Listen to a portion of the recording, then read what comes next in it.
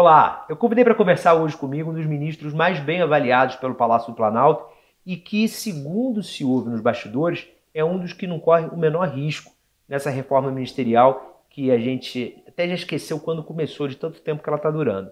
É o ministro Silvio Costa Filho. Muito obrigado, ministro, pelo seu tempo, pela gentileza de me receber aqui no Ministério dos Portos e Aeroportos. Para essa conversa, a gente falar de uns temas da pasta, mas também muito de política, porque vamos combinar que a coisa segue animada, né? Exatamente. Primeiro, Guilherme, lhe parabenizar pelo trabalho, pela biografia, pela história.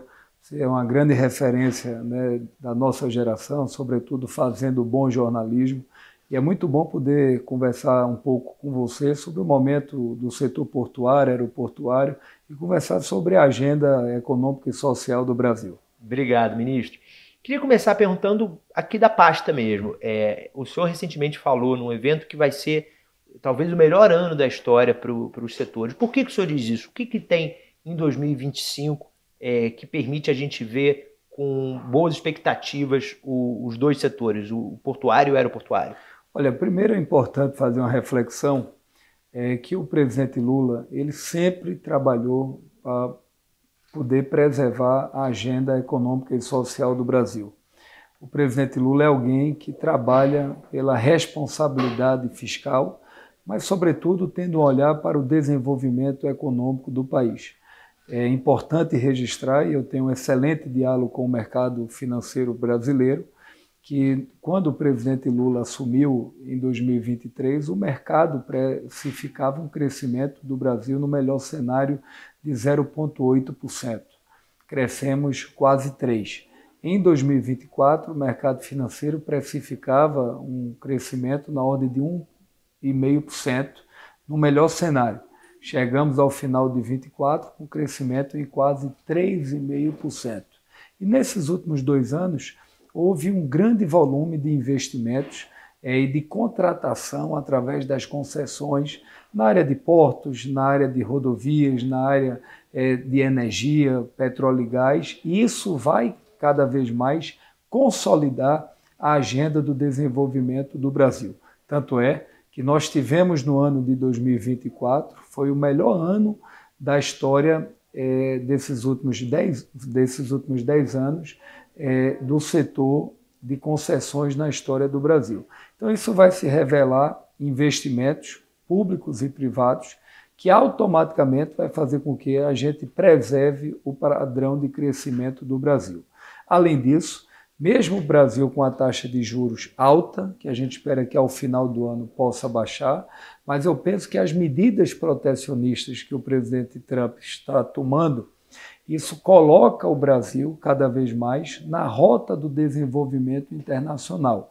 Ou seja, por quê? Porque com essas medidas que estão sendo tomadas contra a China, contra o Japão, contra a Europa, contra alguns países da Ásia, isso significa dizer que o Brasil passa a ser uma grande janela de oportunidades. O Brasil tem hoje, é o celeiro do mundo na venda de proteína animal. O Brasil hoje passou a ser o supermercado, né, de muitos países através do nosso agronegócio. Hoje o Brasil tem um forte potencial de carteiras de obras que estão à disposição do mercado financeiro.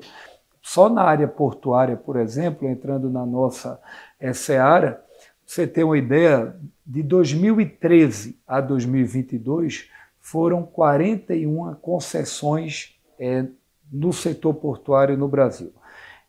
Nos 4 anos do presidente Lula, serão mais de 60 concessões em 4 anos. Isso em qual dos setores? Portuário. Portuário. Só para você ter uma ideia, fizemos recentemente o maior leilão do setor portuário, que foi o ITG-02, lá em Itaguaí, no Rio de Janeiro, investimentos de quase 4 bilhões de reais, e vamos fazer agora em novembro o maior leilão da história do setor, que é o Santos 10, que é lá no Porto de Santos, que vai dobrar a capacidade de movimentação de contêineres no porto. Por que é que eu estou colocando isso? Porque muitos investidores, né, internacionais estão procurando o Brasil para prover investimentos. Então, o que é que o mundo quer? As pessoas, o setor produtivo quer bons projetos, querem projetos que sejam bem remunerados, crédito e que tenha segurança jurídica. Com a reforma tributária que o Brasil aprovou, isso dá ainda mais uma segurança tributária e, ao mesmo tempo, o Brasil hoje tem uma segurança jurídica, porque as nossas instituições funcionam, nós estamos em plena democracia, a gente tem uma bela agenda ambiental que está sendo oferecida ao mundo, que dialoga com a descarbonização, com a redução de gases, com a agenda da sustentabilidade. Então, eu penso que a gente reúne todas as condições para cada vez mais alavancar investimentos internacionais no Brasil e investimentos também nacionais em várias áreas da economia. Eu estou muito animado que esse ano o Brasil deve crescer mais de 3%. O Brasil está mantendo o desemprego na ordem de 6 a 6,5%, que isso é muito importante. Sim. A gente percebe que houve no mês de janeiro uma redução no déficit público, que isso é positivo. O dólar já está em torno de 5,65 e 5,70, que isso dá uma descompressão na inflação. Então eu estou confiante. Agora é importante que a gente possa, nesses próximos 60 dias, e eu defendo isso, tenho defendido dentro do governo, que a gente possa, Guilherme, avançar também numa agenda fiscal. Eu defendo que a gente possa fazer uma redução nas desonerações fiscais do Brasil. Sim. Nesses últimos anos foram 650 bi de desoneração fiscal. Mas a maior dificuldade de desoneração fiscal é junto ao Congresso, né? O governo tentou já, e o Congresso não aprova, né? Mas eu acho que há hoje um ambiente colaborativo por parte do presidente Hugo Mota e pelo presidente Davi de ajudar nessa agenda das desonerações fiscais no Brasil, porque isso vai reduzir a conta ao final e ajudar na redução do déficit público. É preciso que o Brasil possa fazer uma reforma administrativa. O Brasil precisa revisitar a reforma da Previdência, para que a gente possa buscar instrumentos de reduzir o déficit público, fortalecer o fiscal e ampliar a capacidade de investimento público e privado do Brasil. Ministro, o senhor falou da janela de oportunidade que o governo Trump representa para a gente atrair investimentos internacionais. Maciçamente, eu acho que tem uma oportunidade aí junto à Europa, né? Na infraestrutura, a gente tem uma forte presença espanhola, a gente tem crescente interesse de outros países europeus por concorrências aqui. Na sua área, especificamente, quão importante é essa parceria com a Europa e que tipo de diálogo o senhor já teve desde que assumiu o Ministério para potencializar isso e aproveitar agora essa oportunidade trazida pelo Trump? Olha, para mim está provado que essas medidas que o presidente Trump está tomando podem levar os Estados Unidos à recessão. Na hora que você passa a ter estabilidade nos Estados Unidos, o Brasil se coloca como esse grande player internacional, ou seja, passa a ser um dos atores principais dos países emergentes por tudo o que a gente tem a oferecer ao mundo. E a Europa, como você sabe, ela quer cada vez mais investir em projetos que dialogam com a agenda ambiental. Nós estaremos agora no mês de maio fazendo um roadshow na Europa, até acompanhado do governador Tarcísio de Freitas, em relação ao nosso túnel de Santos.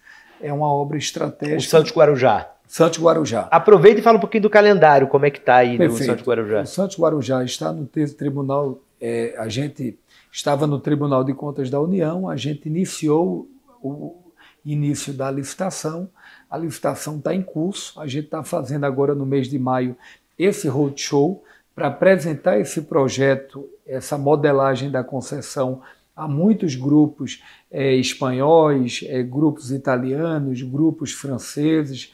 Olhando para a Ásia, tem também grupos chineses interessados para poder participar dessa concessão. E, além disso, a gente vai... Esse roadshow vai o senhor e o Tarcísio? O governador Tarcísio, o presidente do Porto de Santos, que vai fazer essa apresentação dessa carteira de investimentos ao mercado internacional. Espanha, França, Itália? Espanha, França, Itália, no primeiro momento é o que a gente está modelando, essa agenda, para que a gente possa apresentar não só o túnel, mas a carteira de investimentos do setor portuário brasileiro. Eu quero aproveitar essa rodada com investidores. Nós vamos ter nesses próximos 2 anos ainda 40 leilões, grandes leilões no Brasil, e isso gera aí a possibilidade de investimentos na ordem de mais de 20 bilhões só para o setor portuário do país. Vou lhe dar um dado, Guilherme. No ano de 2024, nós tivemos o melhor ano dos últimos 10 anos, um crescimento em torno de 5% no setor portuário globalizado, e o setor de contêineres do Brasil foi o melhor ano da sua história. O setor de contêineres no Brasil teve um crescimento na ordem de 18%. Então isso significa crescimento no agro, crescimento na proteína animal, crescimento na produção de muitos setores da economia brasileira. Isso gera desenvolvimento e vai gerando emprego para a população e movimentando a roda da economia. Porque a impressão que eu tenho é que no setor aeroportuário já tem uma presença europeia mais forte do que tem no portuário, né? Portuário ainda é muito o investidor nacional, né? Muitos investidores nacionais, muitos investidores que vêm de famílias tradicionais, alguns grupos do mercado financeiro, mas alguns grupos grandes internacionais hoje começam a vir para o Brasil. A exemplo da Maersk, da CMA-CGM, a exemplo do grupo TAL, entre outros que estão fazendo investimentos no setor portuário, mas eles, na avaliação internacional que eles fazem, é que o Brasil está entre um dos países melhor posicionado para se prover investimentos no setor portuário do país. O senhor falou do deputado Hugo Mota, presidente da Câmara, seu amigo pessoal. Eu acho que isso, de certa maneira, essa coincidência, eu coloco numa posição muito boa para responder. Como é que está a relação dele com o governo, hoje, passado um pouco mais de um mês da eleição dele? Olha, muito positiva. Hugo Mota, apesar de muito jovem, é alguém maduro, preparado, tem espírito público. Eu disse no final do ano passado que o Brasil iria se surpreender com a capacidade de Hugo, e é o que está acontecendo. Além de, no dia da sua posse, fez um discurso em defesa da democracia, em defesa do fortalecimento das instituições, ele tem tido um papel colaborativo, não é com o governo, é com o país. Até porque a nossa geração, Guilherme, ela tem que ter muita responsabilidade com o Brasil. Eu digo sempre que se nós não acreditarmos num país mais justo, mais solidário, a gente não vai dar um exemplo à geração dos nossos filhos, dos nossos netos. Então é preciso, nesse momento, onde a gente tem hoje um amplo divisionismo, que a gente possa ter as pessoas que querem unir o Brasil, que querem juntar as pessoas, fazendo a boa política. Então eu espero que o presidente Hugo Mota ele continue dando essa sua colaboração. Ele está querendo avançar na agenda econômica, ele tem ajudado o governo na agenda social, ele está tendo muita tranquilidade para tratar desse tema da anistia, que não é uma pauta da sociedade. A pauta da sociedade é a gente poder ampliar cada vez mais os investimentos na saúde, é poder ampliar e fortalecer através dessa PEC que o governo está apresentando o combate à criminalidade no Brasil, porque o governo federal precisa apresentar medidas que, através dessa PEC, ao lado do judiciário e dos governadores, para a gente poder combater a criminalidade no Brasil, que gera insegurança, gera infelicidade. A gente tem que avançar nessa pauta. E terceiro, a gente ter um planejamento fiscal e econômico estratégico no Brasil. E eu penso que o presidente Hugo Mota está muito afeito a essas pautas, que ao final vai ajudar o nosso país. Eu digo sempre que o Brasil nunca precisou de tanto de convergência. As diferenças são pontuais, as diferenças são importantes, do dia a dia da gente. Às vezes a gente tem uma diferença em algum momento com a sua esposa, ou com seu amigo, ou com seus pais, mas eu digo sempre que são as diferenças que constroem as convergências. E o Brasil nunca precisou tanto de convergência como a gente está precisando nesse momento. Falar em convergência, teve uma agenda recente em São Paulo do presidente Lula com o governador Tarcísio e que foi um exemplo de civilidade, né? Uma civilidade que em outros momentos a gente não conseguiu ver do presidente da República com o governador de São Paulo, né? Me referindo ao Bolsonaro e João Dória. Qual a importância disso? E queria, já que estamos falando de Lula e Tarcísio, fazer a pergunta inevitável. 2026, se o Tarcísio for candidato, Silvio Costa Filho é Lula ou é Tarcísio? Votarei no presidente Lula, até porque aprendi na minha vida a ser grato às pessoas. O presidente Lula me depositou a confiança de poder ajudar o Brasil, de trabalhar no Ministério de Portos e Aeroportos, que para mim tem sido um grande aprendizado e a gente tem procurado ajudar o país. E todos sabem, dentro dos republicanos, da nossa posição política. Eu acho que ninguém perde por ser leal na vida. Então, a nossa posição dentro do partido é muito clara e é por isso que todos dentro do partido nos respeitam. Agora, eu acho que está muito cedo ainda para tratar 2026. Todas as vezes que eu estive com o presidente Lula, com o governador Tarcísio, o governador tem me colocado que é candidato à reeleição e que o candidato dele será o presidente Bolsonaro. Caso fique elegível, ele vai votar no candidato de Bolsonaro, caso o Bolsonaro não venha disputar as eleições, e ele tem colocado que precisa ajudar São Paulo, que ele teve a confiança do Estado agora, ele precisa ter mais 4 anos como governador para ajudar o Estado, e é por isso que eu tenho dito, tanto a ele quanto ao partido, com quem eu converso também dentro do governo, que a nossa eleição agora tem que ser ajudar o Brasil. O presidente Lula sempre tem conversado com o governador Tarcísio, conversado até mais do que muita gente espera, tem feito os atos juntos no estado de São Paulo. O presidente Lula tem ajudado o governador Tarcísio com muitas obras estruturantes, obras em parcerias, a exemplo do Túnel de Santos. O presidente fez autorização, combinado com o presidente do BNDES, Aloysio Mercadante, de autorização de crédito, sem preconceito, com quem é de direita, de esquerda, e acho que é isso que o Brasil precisa. O presidente Lula, em relação ao governador Tarcísio, está tendo, Guilherme, uma demonstração de que é, de fato, um estadista. Sobre a anistia, ministro, qual é a sua posição? O senhor vê algum tipo de excesso por parte das decisões do STF? Quer dizer, tem alguma substância na crítica que a oposição faz?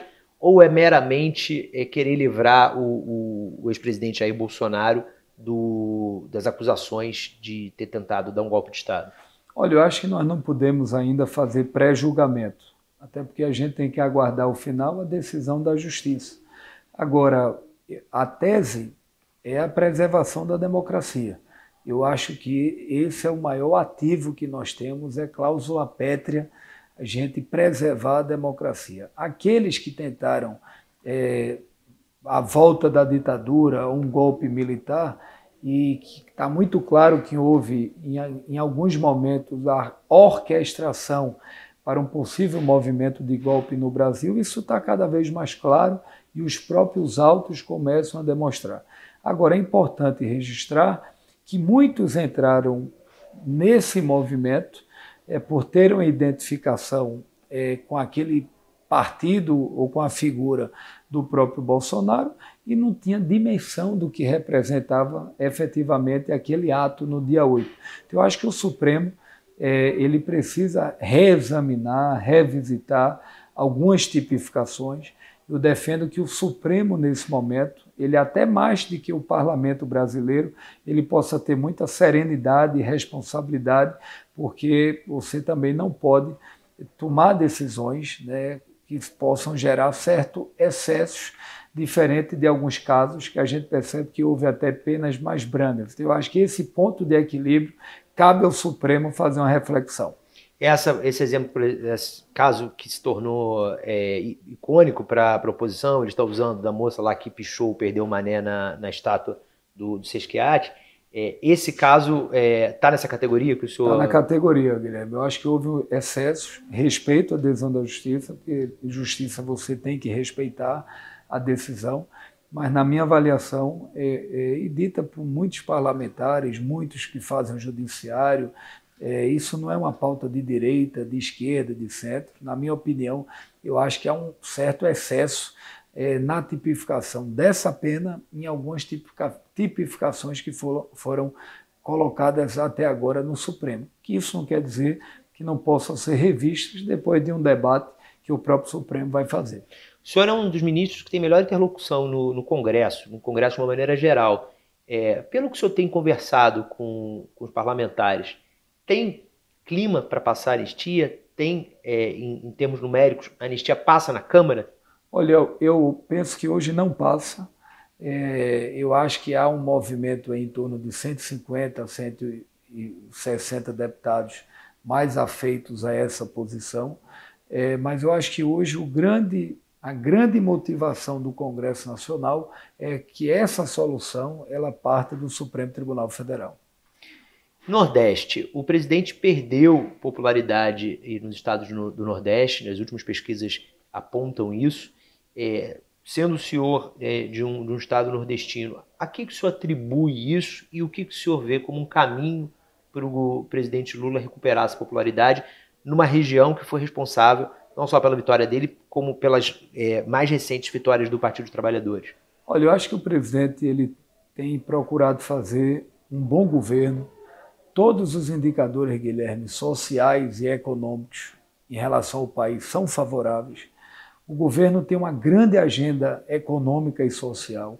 O governo está tendo o menor desemprego da história, o maior índice de crescimento do país, o maior volume de investimentos, o maior volume de contratações, programas importantes como a ampliação do Minha Casa Minha Vida, o maior volume de contratação de Minha Casa Minha Vida, o Pé de Meia, vários programas que estão colocados no país, feitos pelo governo do presidente Lula. Entretanto, o governo precisa melhorar a comunicação. Eu acho que a rejeição, na minha avaliação, houve um estanque e a tendência é que o presidente Lula chegue ao final do ano muito mais fortalecido do que agora. Recentemente, eu não sei se eu posso falar, mas saiu a pesquisa Quest, que Sim. coloca o presidente com a rejeição de 55% a 56%, agora no mês de março. Mas se você pegar a Quest do ano de 2021, o ex-presidente Bolsonaro tinha 56% de rejeição, ou seja, 5, 6 meses antes, praticamente na virada da eleição. E em 5, 6 meses... Na virada do ano eleitoral, né? Do ano eleitoral, ou seja, o presidente Lula tem ainda 6 meses a mais para poder se recuperar nas pesquisas. Até porque pesquisa é um retrato do momento. A gente tem muita coisa boa para entregar ao longo do ano, tem um imposto de renda, tem a redução da inflação, tem grandes investimentos que vão acontecer no Brasil.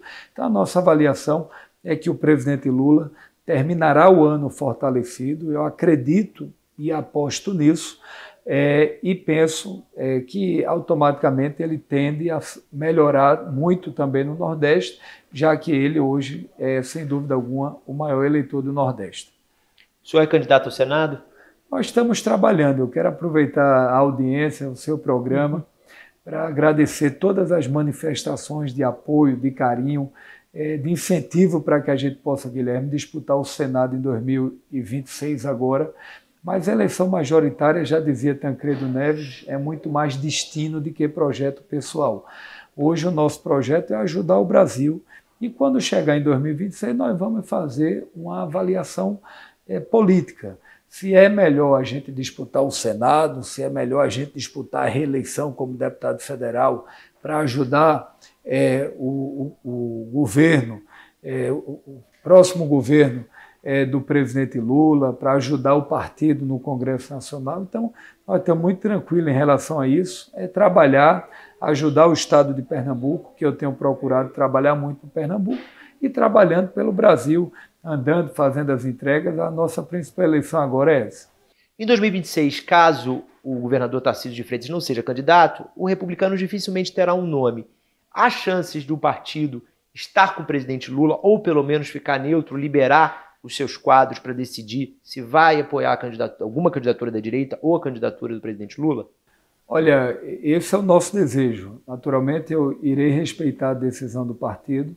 Se o governador Tarcísio ele tem o direito e a total prerrogativa de ser candidato a presidente, mas nós vamos trabalhar, né, caso o governador, que é o que ele tem colocado, não seja candidato, nós vamos trabalhar para que o partido ele possa estar com o presidente Lula, ou pelo menos liberar, tendo em vista a radiografia do Republicanos no Brasil. Quais são os diretórios? O principal projeto do Republicanos hoje é ampliar a bancada de senadores e ampliar a bancada de deputados federais. Eu acho que os republicanos em 27, na eleição de 27, de 26 para o Congresso de 27, os republicanos tendem a ter uma bancada com mais de 50 parlamentares sobre a liderança do presidente Marcos Pereira. Quais são os diretórios hoje no Republicanos que tendem a ficar com o presidente Lula? Olha, mais os diretórios do Nordeste tendem a ficar, mas assim, o presidente Marcos Pereira tem uma excelente relação com o presidente Lula. Vou lhe revelar o nome do presidente Lula para disputar a presidência da Câmara. Era o nome do nosso presidente Marcos. Ele tentou em algum momento trabalhar um entendimento que não foi possível. E o presidente Marcos Pereira fez um gesto em nome da unidade, que foi buscar o nome de Hugo Mota, que Hugo reuniu também claramente todas as condições para ser o Técios, ou seja, o nome de equilíbrio, que naquele momento pudesse agregar mais valor a uma candidatura e não tendo disputa, que efetivamente foi o que aconteceu. Ou seja, houve uma unidade em nome de Hugo Mota, mas essa unidade partiu, sobretudo, pela grandeza e pela capacidade de articulação do presidente Marcos Pereira. E é uma relação que o Marcos Pereira já não tem com o Bolsonaro, né? Hoje a relação deles é muito mais afastada, né? Desde o fim do governo já era, e ele tentou, durante a presidência do Bolsonaro, tentou chegar a essa posição, e agora o Lula queria, como o senhor está falando, está revelando, queria que fosse ele o candidato. Eu acho que isso ajuda nessa aproximação também, né? Sem dúvida, eu acho, Guilherme, o que é que foi o governo Bolsonaro? É um governo negacionista, um governo que passava o tempo todo brigando com a imprensa, tentando diminuir o papel das instituições, um governo que não dialogava com os governadores, sobretudo com os governadores do Nordeste, que não tinha obras estruturantes no país, até em estados como Santa Catarina, como Espírito Santo. Eu desconheço, e eu muitas vezes faço essa pergunta, uma obra estratégica que foi feita no estado. Pelo contrário, não tinha planejamento, não tinha estratégia, não tinha ação.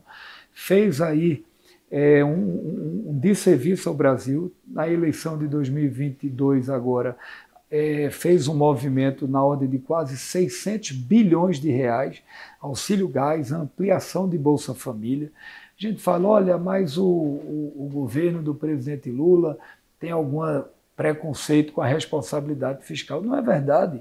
Você sabe que o Bolsa Família, no ano de 2021, Guilherme, era R$ 280.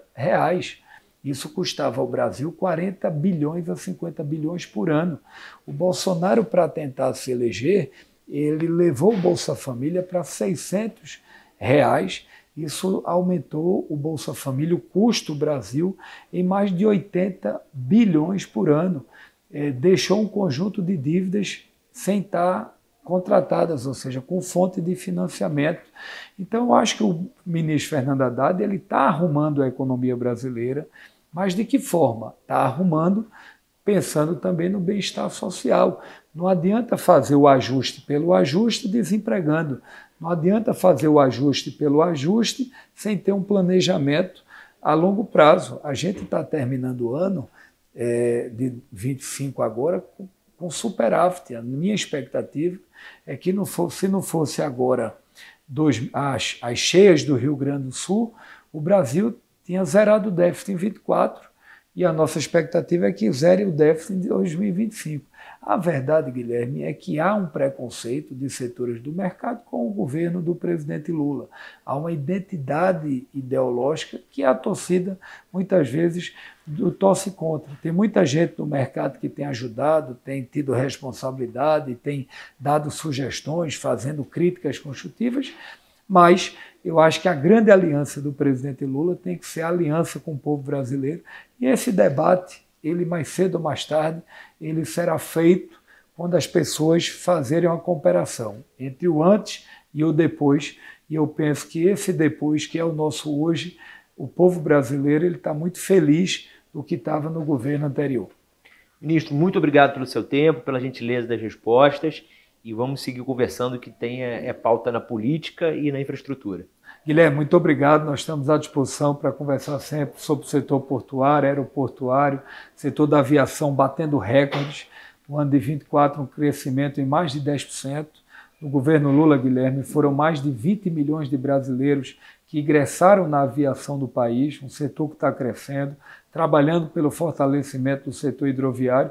Eu estou muito animado. Eu sou, como dizia Ariano Suassuna, lá do meu estado, eu sou um realista esperançoso. Então, eu estou muito confiante que nós estamos na direção correta para ajudar o Brasil a crescer de maneira sustentável, mas com o bem-estar social. Temos alguns desacertos, o governo tem, mas nós precisamos, com unidade, ajustar isso e ajudar o Brasil.